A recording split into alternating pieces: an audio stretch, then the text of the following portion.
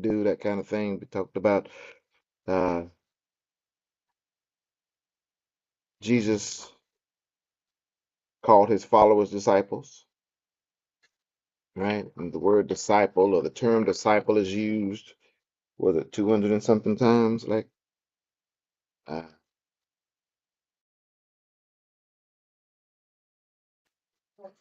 yeah, 270 times, but Christians only use like 3 or 4 times, right? So, not that we're not Christians, just that, disciples, disciples.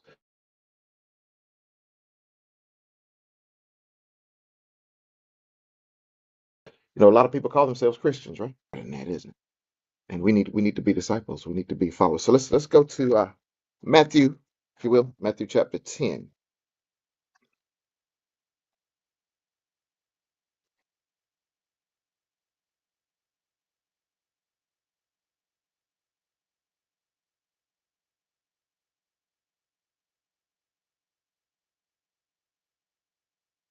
Let's someone please let's read verses 1 through 4. Matthew 10, verses 1 through 4, please.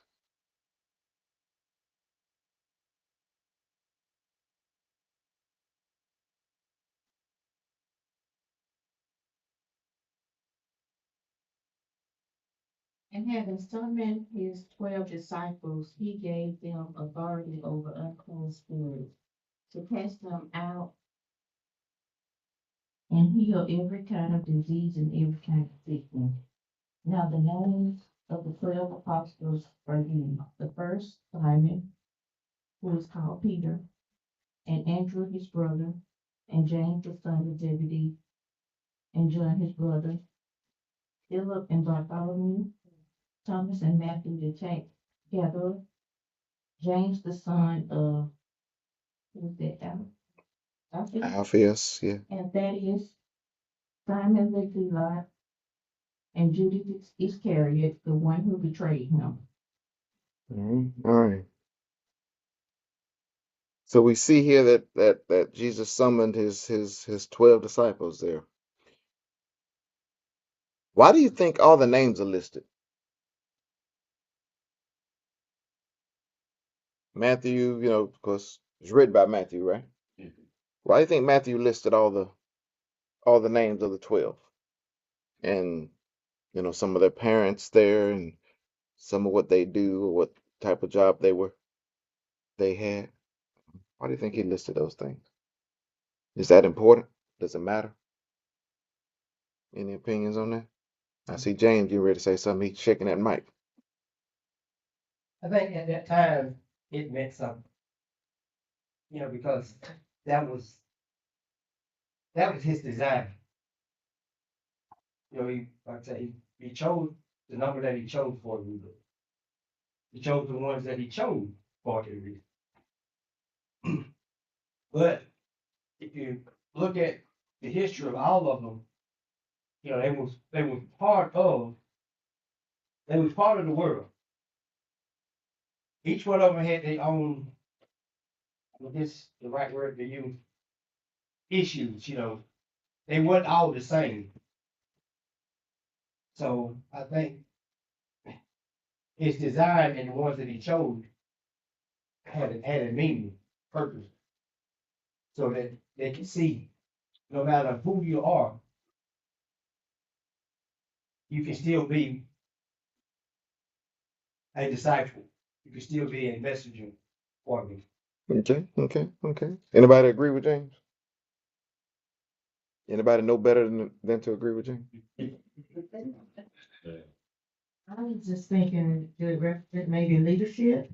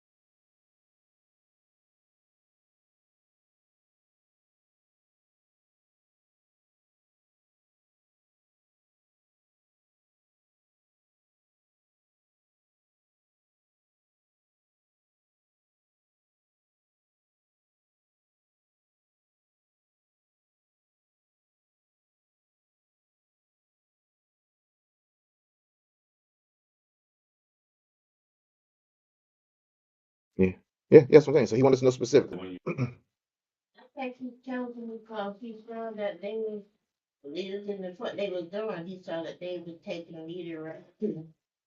He thought I could use these people.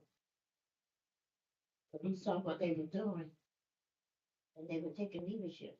Yeah, yeah, yeah, yeah. I'm sure he knew their background, even though they didn't know him. Know him, he probably knew them. We got a hand here and a hand here. Got two people with mics, so both of y'all can get one. One get one, one get the other. Yeah. Got I know.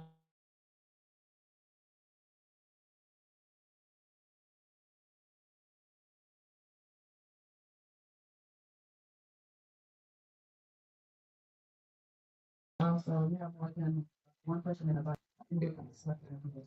all right. Now which one is this? What? I thought he did something.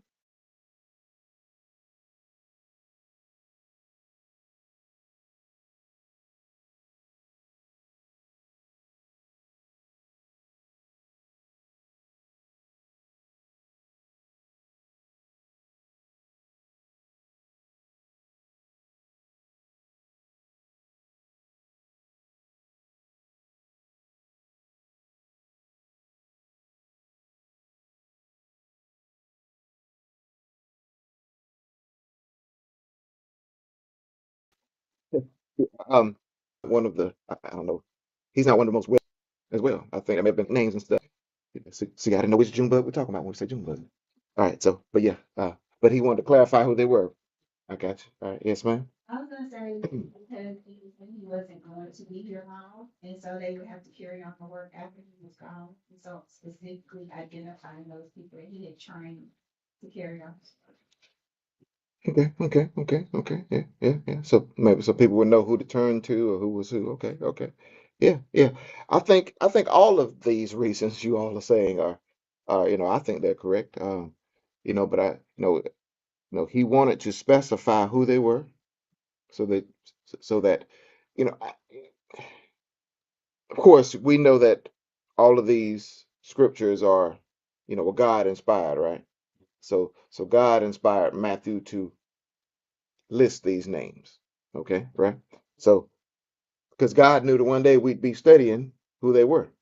And if you just, oh yeah, a group of disciples, you know, like I said, he wanted to make a specific point as to who these people were. And, we studied them. It's been probably been a year or so ago now, I guess, when we studied the 12, right? We kind of went into their backgrounds and who they were and what they, you know, they weren't the government leaders or, they weren't, in charge of, great organizations or anything. They were fishermen and stuff like that, right? Um, so I think God wanted to show and Jesus wanted to show that yeah, you didn't have to be from some affluent family or in charge of great things. Yes, sir. You about to say something? Yeah, still going back to what I said. Hmm. Christ came to show man how to conduct themselves, how to live. And I think the 12 disciples was done the same way. Again, because like I said earlier, going back, each one of them was chosen. Each one of them had like a different profession, that they did. And I think it was more in line with he wanted to show the people, no matter who you are, if you're following me, you know, you'll become, like you say, that fisherman of men and whatnot. So I think that's one of those lessons that he tries to teach us. No matter who you are, you can always change and be who I intended you. Yeah. Exactly. And you mentioned that different professions. So some were fishermen. Matthew was a tax collector. What do we know about tax collectors back in those days? And you have one thing on They the they side, they get that love those money, tax collectors, get didn't that they? money Those tax by any collectors. means. Those tax collectors were kind of like the what it. Now I don't know anything Mafia. about this, but They like the yeah, like the mafia. I don't know anything about the mafia, but from what I've seen on movies and stuff, mafia, they come shake them down in them businesses, right? They come get that shakedown. Hey, yo, that money. So tax collectors were kind of looked at like that. People didn't like tax collectors, did they? But yet, Matthew, who wrote this, he was a tax collector. Now, Simon the Zealot, I don't know how to say this, Zealot. What's a zealot? Y'all remember what zealots were? It goes to the extreme. Yeah, but what were they? It was a group of people they called the zealots that back then in those days. That would be your Jews that were on the absolute letter and punctuation of every line of the law. They were, they were, they were. Um, they they they felt that because God is king, right?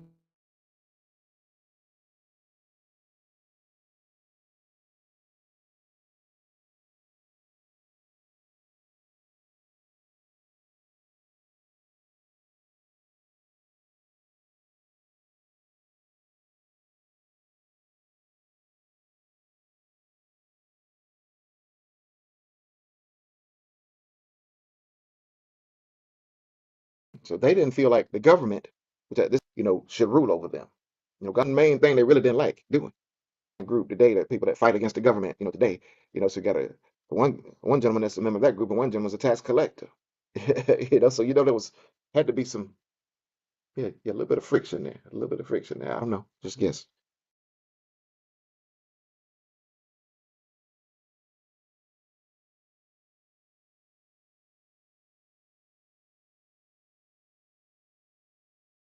Just guess. Just guess. The wall chose. Does that tell us anything you think?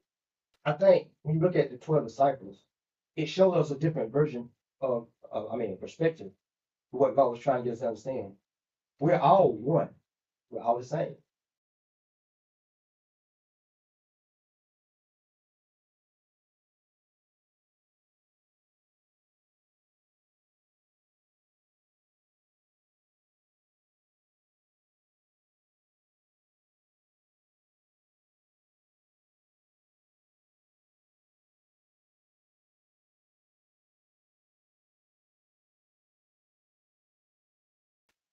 So by bringing those 12, but it was all a different thing together, even though they were, like you say, Mhm. yeah, Diversity is good. I don't know if we can say that nowadays. Can you say that it, nowadays? it's still good. But the problem is now more have changed it so much. Yeah, yeah, exactly. And they've changed diversity into something else, hasn't it? Yeah, made it mean something else. So they can get a never mind. Yeah, that's So, another topic. um, but yeah, diversity is good. Several different types of backgrounds coming together. Now, some were brothers, blood brothers, so to speak, biological brothers, I guess we would say, you know.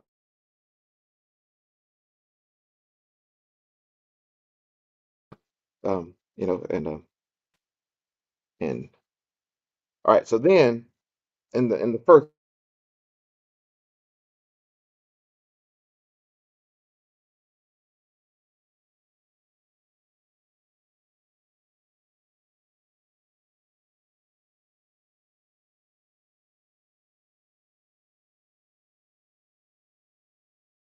sentence there, Jesus summoned his 12 disciples, over unclean spirits, cast them out. What does give authority? What else? What else? And power.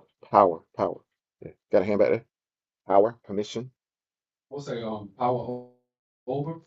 Yeah. Power. All right. So what's is there any significance in this? And that being the of this particular chapter, the very first thing they said, say summon them, gave them authority. Then it named the 12. Any significance in it to you? I think because what it's telling us is where the authority comes from. They didn't just decide, yeah, I'm gonna do this. No, to have that kind of power and authority, you got to get directly from him. Hmm. And everybody that followed Jesus didn't have it. Everybody that claimed to be a follower of Jesus didn't have it. Yeah. So can you imagine? All right, just think back some of the stories there. All right, so you're fishing on your boat, and Jesus tells you, drop your nets and follow me or whatever. So then but now you're tasked with going out and doing this work and teaching and preaching to people and do you really feel like you're qualified to do it? Do you think that they thought they were qualified to do some of these things? Probably not. If they're like us, I say us because I'm including me in that because if never mind. I wouldn't have asked to come up here and stand in front of you all.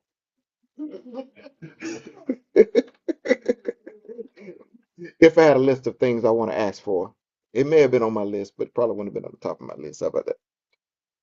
And I'm assuming that many of you, you know, may have similar, uh, I don't know if it's fear or insecurity about getting up in front of a group and talking and trying to teach, you know.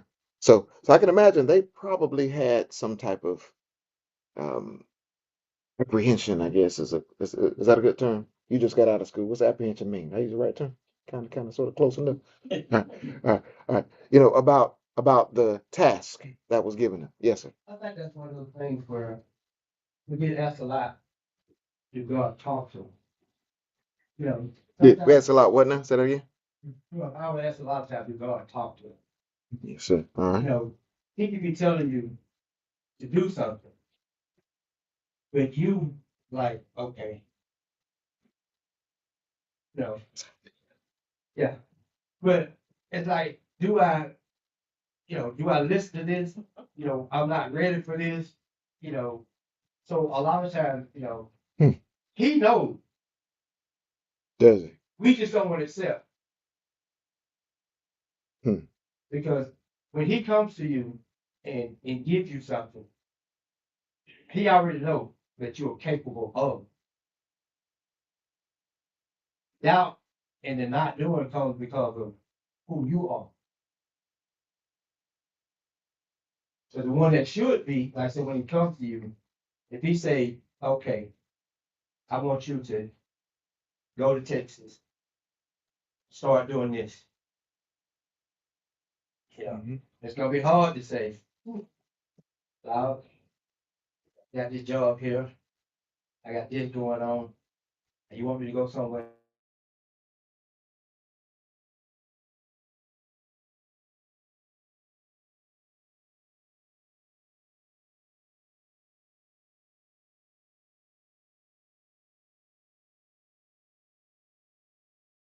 I've never been. And what did he say? But as we trusted him, we know he's not gonna because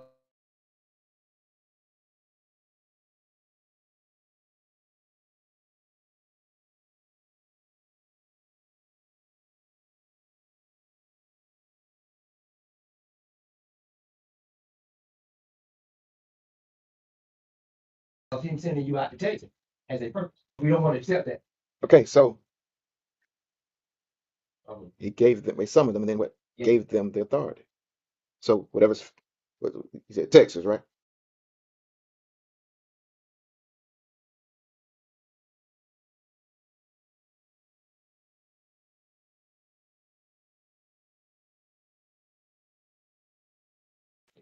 So he's telling you to go to Texas. You know why he knows what you can do? Because he's giving you skills that you need. And that's a lot. I think we look at it a little bit wrong. We look at our skills. We look at our personality, our experience. Well, I ain't never done that before. I don't know how to do that. I can't.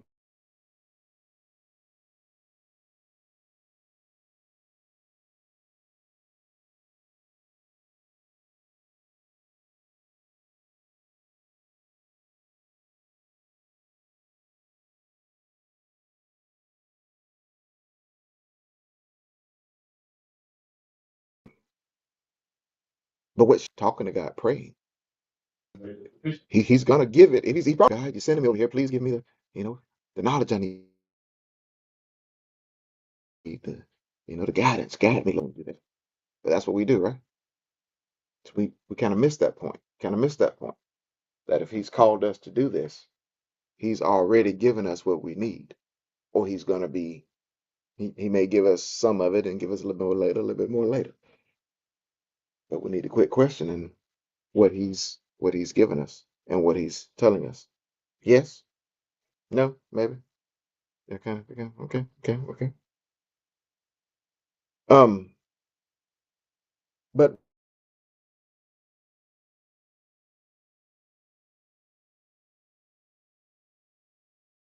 We do struggle with that. We do. I think people.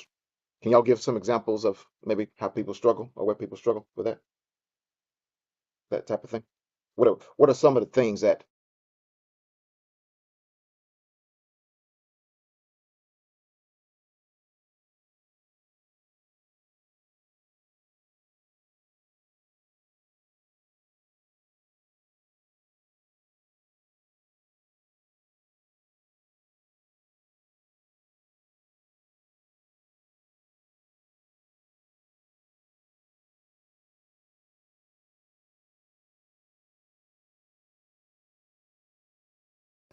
kind of hold us